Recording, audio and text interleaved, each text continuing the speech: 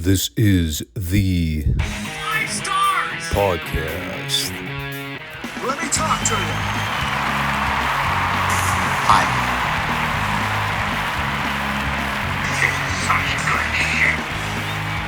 So, what do you guys want to talk about?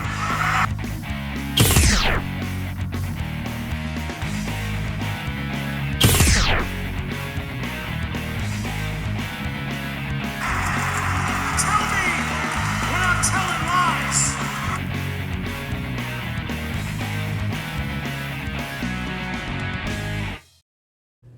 Thanks, guys. Back to you. Well, it's a new year. So you know what that means.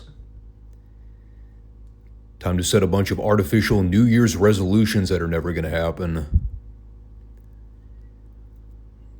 Do people still do that stuff? I don't engage with social media, so I don't keep up with things that are going on with Facebook friends or Instagram friends. I just kind of presume everyone's married and fat. Or both, which is even funnier. Plot twist. Come to find out I don't have a Facebook or Instagram. No, I actually do. I just haven't been on it in 5 or 6 years. I don't even know what my password is. Probably have like 1,000 notifications that I'll never know about. Just trying to live a normal life. And I'm happy to say I'm neither married nor fat. I'm one of those workaholics. The dudes that put in 50-hour work weeks, spread amongst 3 different jobs, and then I wonder why I barely have the energy to work out most days. But I still do it. Because I'm a guy, and that's just sort of a thing I have to do. Society tells me I have to work until I die, put my face to the grindstone, and go, go, go. It's actually biology that tells me I need to do that, but this is not a podcast about evolutionary science. This is wrestling, goddammit. That's what we're here to talk about today. It is the 5 Starr Wrestling Report. Since we're coming up on another year with the channel, figured it'd be cool to update the logo and, I don't know, try to put in a little bit of effort to shake things up. People like change, for the most part. So I said, well, you know, since I'm already updating the graphics for all the segments, may as well change up the channel logo too. Not drastically, but at least get rid of some of the clutter. Some of the old mantra that we don't really cover anymore. It's been a while since I actually looked at that thing. There's a big caption that reads, "Wrestling news coverage." Nah, not anymore. I'll leave that to the people that actually care enough to report on modern wrestling. Lord knows there's anything interesting to talk about. But make sure you all subscribe to the channel if you have not already. We are the wrestling channel no one knows but everyone needs. We're finally diving back in with classic wrestling coverage for both Monday and Friday. As of this point, I've pre-recorded all of next week's Friday show in advance for reasons that I don't want to get into right now. I've never done one of those schedule Delia Bobs for YouTube uploads, but apparently there's a feature where you can set the date for something to go live or public if you don't want to do it manually. It's actually a good idea. One of those rare YouTube features that I'm actually a proponent of. I don't know if Rumble offers the same thing, but at least I can get something uploaded next week. And then if people exclusively watch on Rumble, I can upload it later on. I'm also going to be uploading this show on Sunday because I won't be able to do it Monday. So you're getting an early edition of the WWF Raw coverage to kickstart the new year. My belated Christmas gift to all my viewers. You're welcome. All 40 of you. It was a very fascinating program this week. So why don't we get going and quit wasting time. 1997. Well, what can you say about the year 1997 for the WWF? It was a game changer. That is for sure. There is a lot that's about to happen over the next 12 months. It is a slow burn. Not everything happens all at once. But for those of you that lived through this period or saw everything firsthand like I did, I think in 3rd or 4th grade when I was living through the Monday Night War period. Maybe it was 5th, I don't know. I'm old. Everything starts to blend together after a while. Point is, I was young. And while I know a lot of newer fans that didn't grow up during this era might see things differently, whatever you want to call that honeymoon window of whenever people were trying to artificially create this AEW versus WWE narrative, right when Dynamite aired their pilot episode and people were sitting there saying, "Oh my God, it's the Monday Night War 2.0, NXT versus AEW, the ratings war is on." Not even in the same stratosphere of what was going on between the years 1995 through 1998. Completely different era. That AEW versus NXT thing was a pimple on the ass of wrestling history compared to what was going on between WCW and WWF during this time. I was wrapped up in all of this when I was a kid. Back when wrestling was actually cool and you could publicly talk about it in school without your friends chastising you. And I was a channel flipper myself. Although I was mainly watching WCW live around this time and then taping the Raw so I could watch them later, even though I'd still flip back and forth during commercials or whatever. I just remember 97 being the year where I started to gain a little more interest in the WWF again. From like 93 to mid to late 96, I was barely keeping up with the WWF at all. I hated so much of what was going on around that time. The shows to me were boring and deflated of any value. We'd still order the pay-per-views, but it wasn't stuff that we ever went back and rewatched again. Definitely weren't buying the VHS tapes when they came out. But 97 was when I started to keep better tabs on what was happening live with the WWF. They hadn't completely butchered the Sting versus NWO thing on Nitro. So I was doing a lot more back and forth during the live airings, even though a lot of WWF was still taped in advance around this point. It was a hell of a time to be a wrestling fan. Although in retrospect, I still maintain the opinion that a lot of the Attitude Era was absolute shite, especially in terms of the booking. But I guess it really wasn't about that when you think what was really important in terms of business. It was all about the crash TV stuff and doing everything possible to generate attention to either product.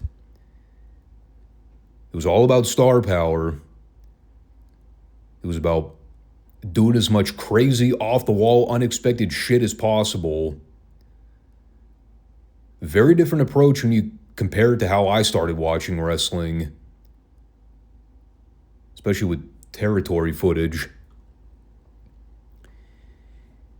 When it comes to the WWF in 97, there was the rise of Stone Cold Steve Austin, which was partly an extension of what they'd already been doing throughout 96, although now they were really trying to push that into the next phase.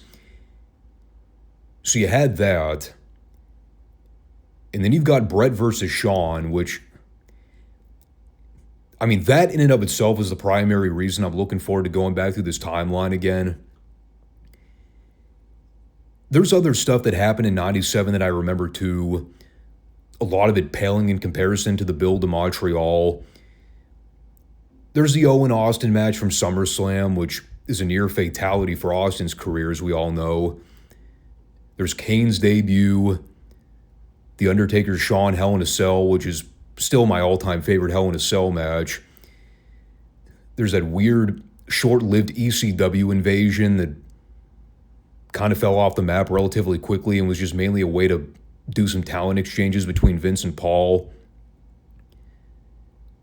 It also led to some real-life heat between Heyman and Jim Cornette when they tried to do that storyline crossover stuff in that ECW pay-per-view in Philly.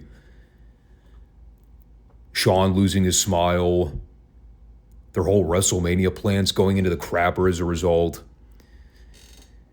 Like, there's plenty of content that I remember offhand. Obviously, DX is going to become a thing later on in 97. It's just, when you think about longevity and how the WWF in 97 contributed to professional wrestling history overall, it really comes down to Bret and Shawn. And everything that happens from now until November in Montreal at Survivor Series.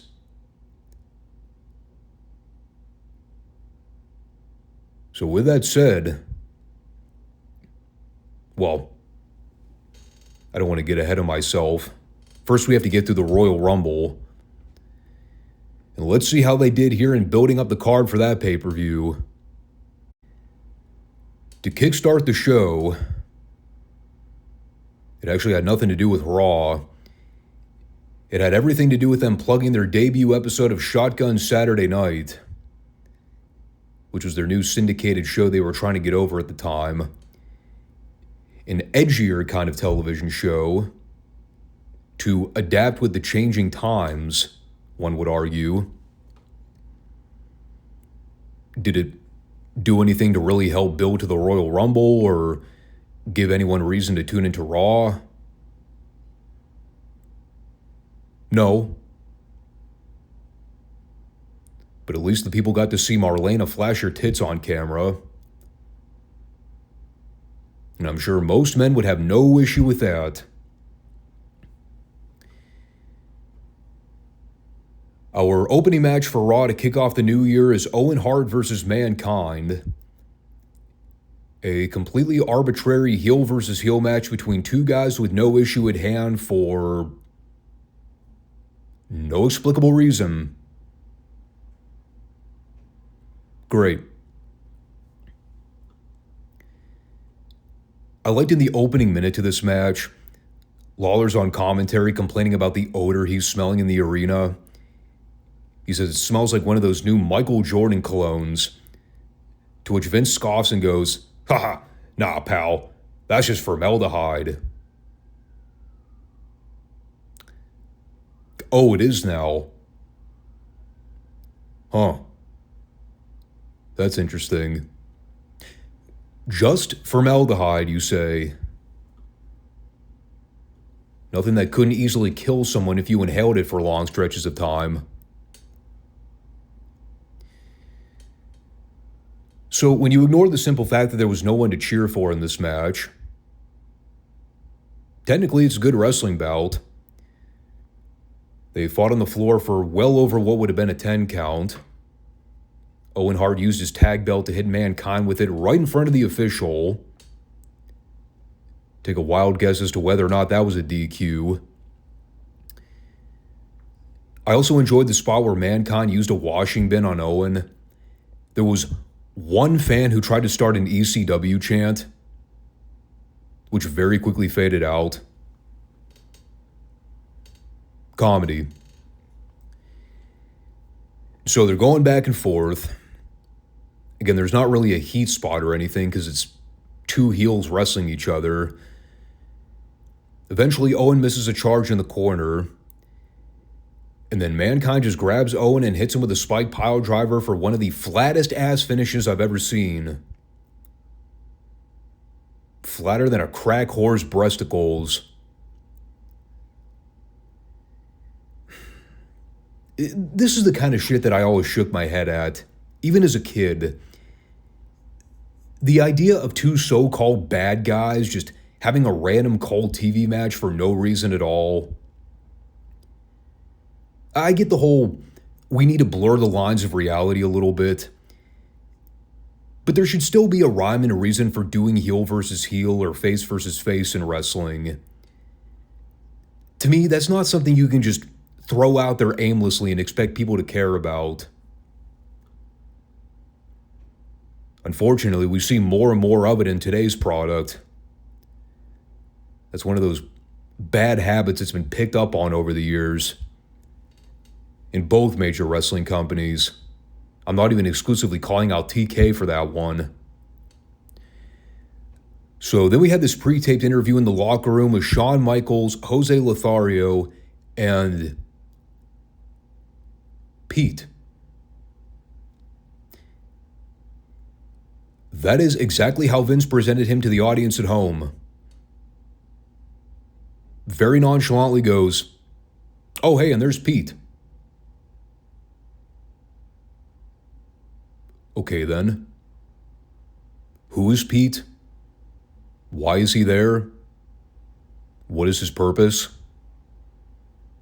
Other than to get powerbombed by Sid at the end of the show for a heat angle? Spoiler, I know. Anyway, they talked about Jose's recovery since he got knocked out with the camera at Survivor Series. Shawn mentioned he'd be at a ringside for the main event for Bret and Vader. And he won't interfere.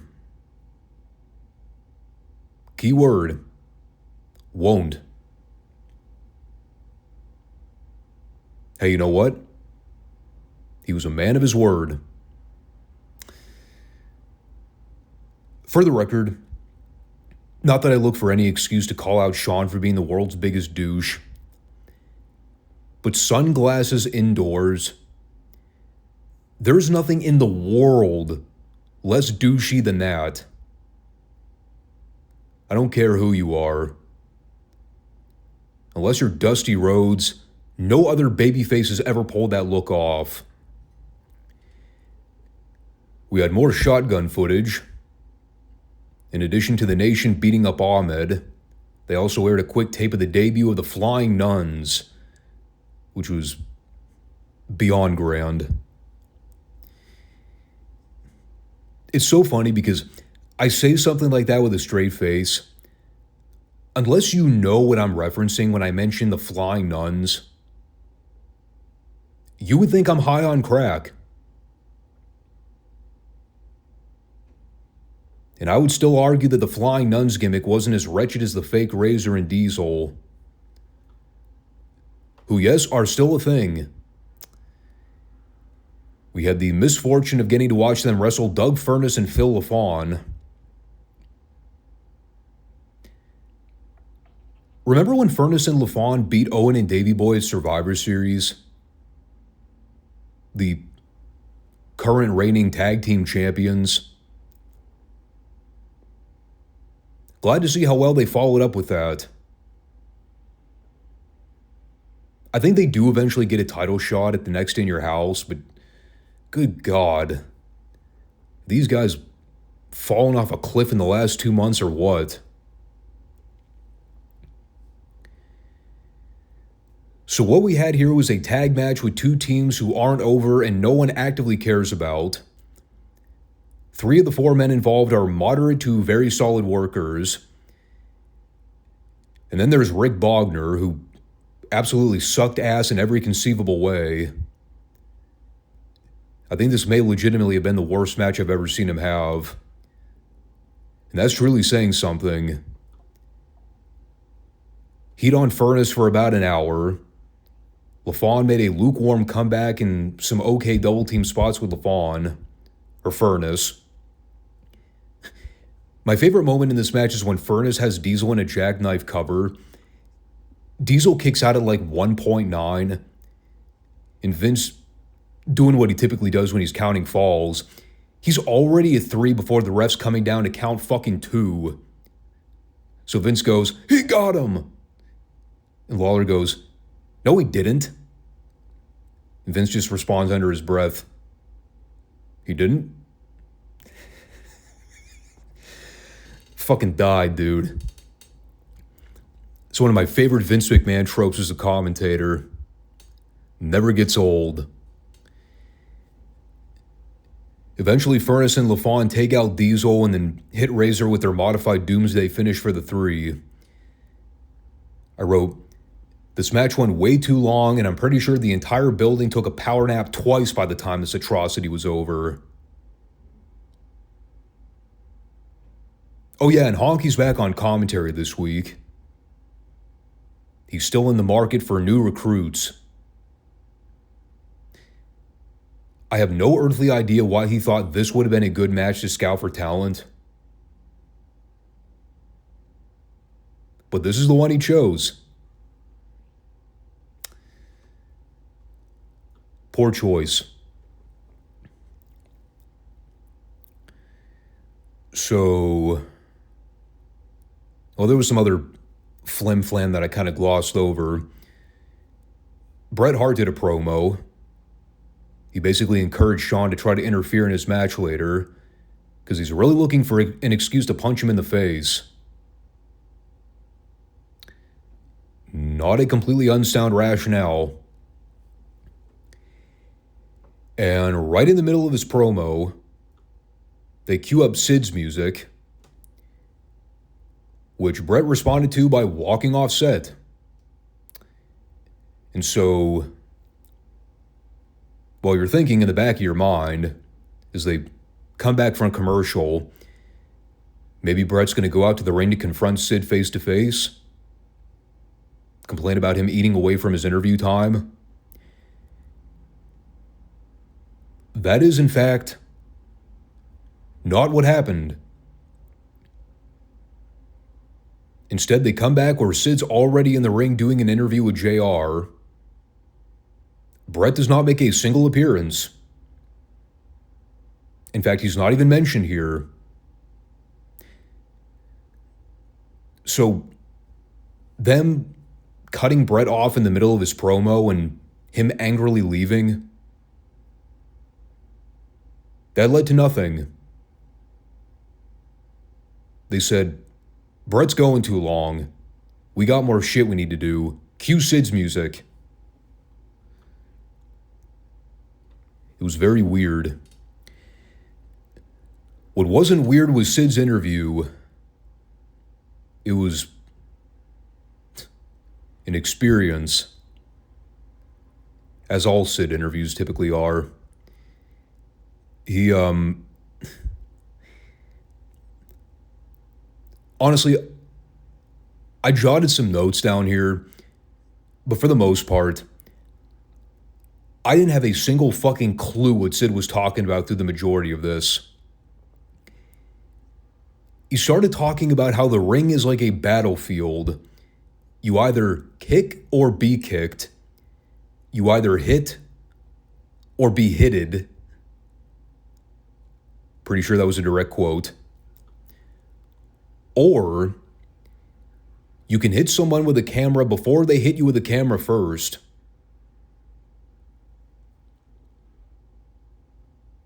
Sure. Sounds logical to me. He then let everybody know that the day he was born the man, which is one of the greatest things I've ever heard in my life. I can't tell you how hard I laughed when I heard that quote. And that was basically it. I love how the story going into this match with him and Shawn is, because they're in San Antonio, it's Sid who's walking into the Rumble at the disadvantage. Never mind that he has like 6 inches and at least 100 pounds on Shawn. No, the reason Sid is at the disadvantage for this pay-per-view is because it's taking place in Shawn's hometown. Because as we all know, the fans are the ones who determine the outcomes of these fake wrestling matches we're seeing. It's absurd.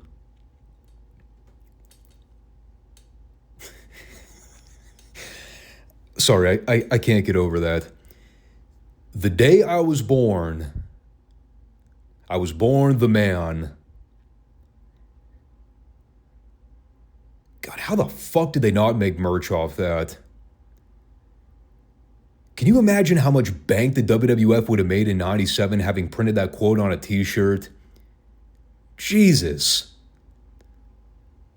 I would have worn that shirt in school every week. I love Sid, man. He is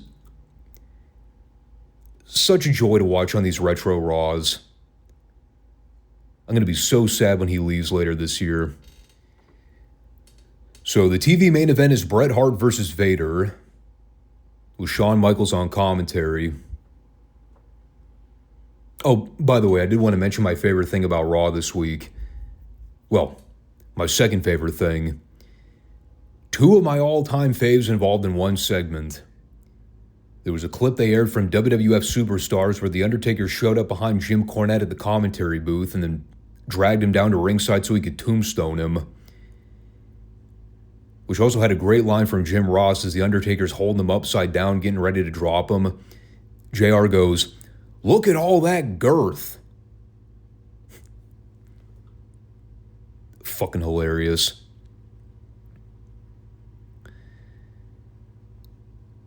Speaking of girth,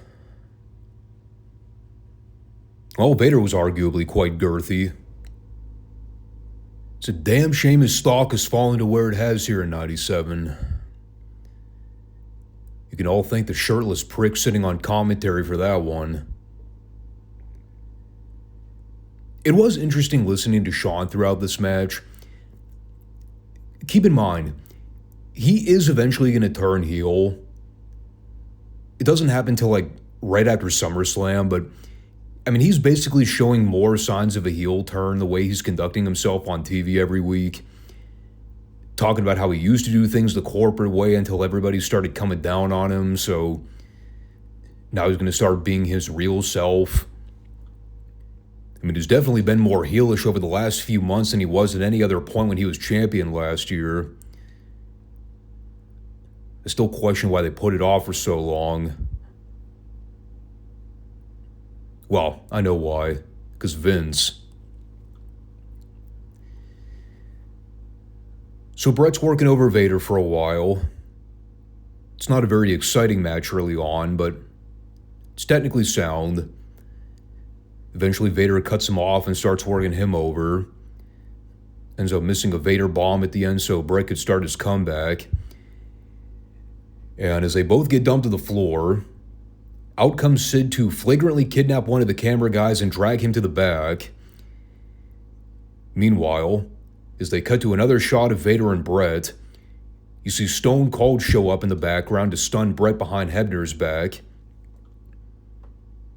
There was no explanation as to where Austin came from.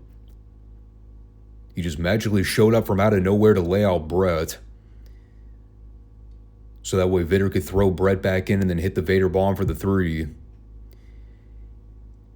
And then immediately following that, they cut to the back where Sid has Pete Lothario by the collar. Ends up giving him the giant power bomb onto the table that was conveniently placed off camera for him to take this bump on. I know earlier I might have said that Sid powerbombed Pete through the table. It was... He more so gently and lightly dropped him back first onto the table as to not completely break his spinal column. Then, of course, you see Shawn get up from the commentary desk and make a beeline for the locker room. They come back where Shawn's cursing up a storm and vowing to kick Sid's teeth down his throat. No follow-up on Pete, by the way. He's presumably dead. Kind of weird how Shawn immediately went from heel to face in a matter of seconds. Meanwhile, Sid, it was the other way around. Although I'm pretty sure he's technically been a heel since November last year. But who even fucking knows anymore? The angle itself was fine. I don't really know how much heat it drew on Sid, considering he beat up a dweeb that we had no knowledge of prior to the previous 45 minutes. Probably would have been more effective had Jose taken that bump, but I don't really know how well they could have worked that, especially considering Jose's age. Overall, I was fine with Raw this week. The shows aren't good. God, they're drastically better than a lot of the garbage we were getting over the last few years, though.